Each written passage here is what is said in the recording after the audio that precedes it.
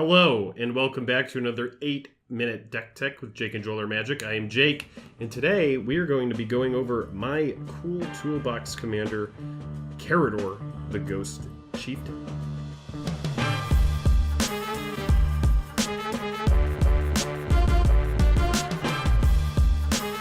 So, one of the most important things to know about Karador, the Ghost Chieftain, is that it is a graveyard deck. So you're going to be running a lot of creatures that interact with the graveyard, a lot of spells that interact with the graveyard, and during each of your turns, when your general's on the battlefield, you may cast one creature card from your graveyard.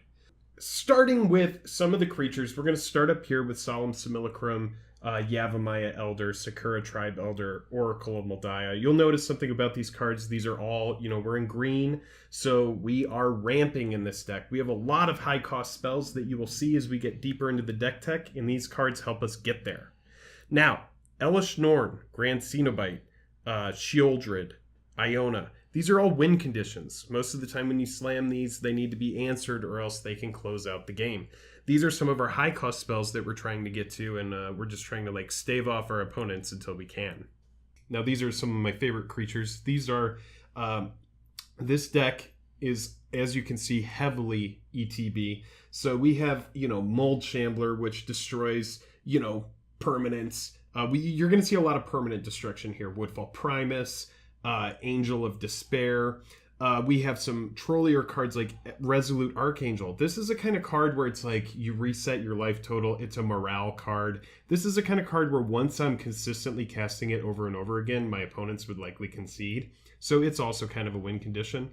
We have Runescar Demon, which is going to tutor. Eternal Witness, which is going to play with the graveyard. Restoration Angel, Fierce Empath, Sun Titan, your Acidic Slime, Massacre Worm. These are all cards that are just when they enter the battlefield, they have a huge powerful effect attached to them. So we're getting value from our creatures right when we play them. So as you can see, we have even more creatures. This deck is heavily reliant on creatures, so we have more. We'll start over here with Golgari Thug. As we already stated, the deck is heavily a graveyard deck. So Golgari Thug with its dredge ability helps us fill up the graveyard. He's a low converted mana cost. You'll see we also run Birthing Pod in the deck. So this is a great guy to sack and fuel the yard. We have Bloodgift Demon, which just helps us draw cards. Machias, which gives our dudes Undying and gives them an extra layer of persistence and stickiness. Then we move into Kasali Pride Mage and Sylvok Replica. These are cards that are just excellent because they just have abilities that help us destroy, artifacts and enchantments. Then Fauna Shaman, which is just a really good ability. It helps us fill up our yard. It helps us tutor a big threat. And then moving on to Archon of Justice, which is just, when it dies, exile target permanent. Now, keep in mind, these spells, although they may you may be like, Jake, okay, it's great, but yeah, it just destroys target artifact or enchantment. But remember, with Karador, you get to, during each of your turns, you may cast one creature card from your graveyard. So if your opponent is heavily an artifact theme, it's pretty degenerate when you can get back your Pride Mage over and over again and keep nuking their notable artifacts. It is a graveyard deck, so we have cards like Buried Alive. We have cards like Gerard's Orders. These let us search our yards, throw dudes into the graveyard. Our graveyard, essentially this deck it gets hosed by cards like Buried Alive because we are constantly in a state of filling up our graveyard so that we can recur things to the battlefield. These are the bread and butter of the deck. Now moving on, once our graveyard is full, these are the kind of spells that help us abuse that. We have Beacon of Unrest, Unburial Rites, Noxious Revival. These are the kind of cards that are going to let us get something out of the yard. Unburial Rites is so strong because you get to play it and then you get to flash it back. Now moving into the tutors. Sometimes you're going to need to find a creature, you're going to need to find an enchantment. Our Court of Calling, Eladamri's Call, Enlightened Tutor, Worldly Tutor, or sometimes you need to just find, one card, like maybe that spot removal to clean up the big guy who's getting in the way of your progression. We're just going to get right into it with Birthing Pod. The curve of this deck is built in such a way that you could curve right from 1 to 2 to 3 to 4 to 5 to 6 to 7 to 8, and I think there's even a 9-cost creature in the deck. So you could just Birthing Pod all the way up. Now, we have a lot of cards in our deck. We're going to get to the lands later, but we have Wasteland and Tech Edge and Strip Mine. Now, Crucible of Worlds, if it's not getting back one of these very powerful land destruction lands, it's going to get back a fetch land. Sword of Feast and Famine, we don't really need to get into it. It's just a really good card. Lightning Greaves to protect Karador once he's on the field. Skull Clamp, because what better thing to do when you're birthing potting something than attach a Skull Clamp to it and then just draw more cards.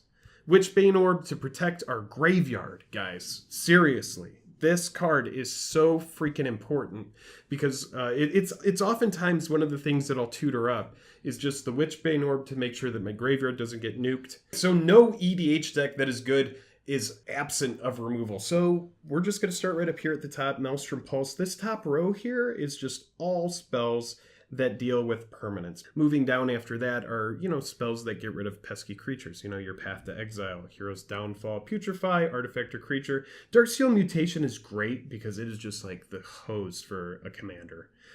Go for the Throat, just because, honestly, we were playing back during Mirrored and Besieged, and Go for the Throat just has a soft spot in my heart, man.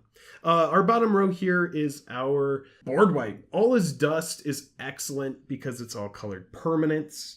Day of Judgment, Austere Command, Hour of Revelation. And then this is a card that's pretty spicy for the deck that I just wanted to try out. Overwhelming Splendor. These last 4 cards, they didn't really have a home in the other sections because they're kind of like their own thing. These are cards that ramp that aren't attached to dudes. And then we also have Phyrexian Arena. This is a card that is like very dear to me. And Heroic Intervention. Just because what better spell to play when your opponent tries to board wipe? So we're at the lands portion of the deck, and there's only a couple that are really notable. We have Bojuka Bog, we have Strip Mine, Tectonic Edge, Wasteland. These all hurt our opponent's lands. And then we move over here, we've got our Maze of Ith, our Rogue's Passage, Vault of the Archangel. This gives creatures you control Death Touch and Lifelink until end of turn, which is pretty sweet. Then we have Mystifying Maze, Petrified Field, Temple of the False God. We have our basics. You move over here, you have Command Tower. We have a 1, 2, 3, 4, 5, 6, 7, 8 fetch lands that are in the deck. This deck is 3 colors, so you could pretty much run all the fetch lands. Then we just got some duels, our Savannah, our Godless Shrine. That was a Karador deck tech. Where are all your infinite combos? Where's the Protean Hydra that's gonna, win you the game with like a couple other cards? That's not really how we play EDH. This is my Karador deck tech. If you have some suggestions, send them our way. If you've enjoyed this deck tech, then please, go down below, consider subscribing. It's the best way to support the channel. Other than that, I'm pretty tapped out. I hope you've had a great day, and I hope you've enjoyed this deck tech. Until next time, I'm Jake. I'm Jake and Joel Magic. Have a good. Thank you so much for spending your time with us. We all love you so much, and you're amazing.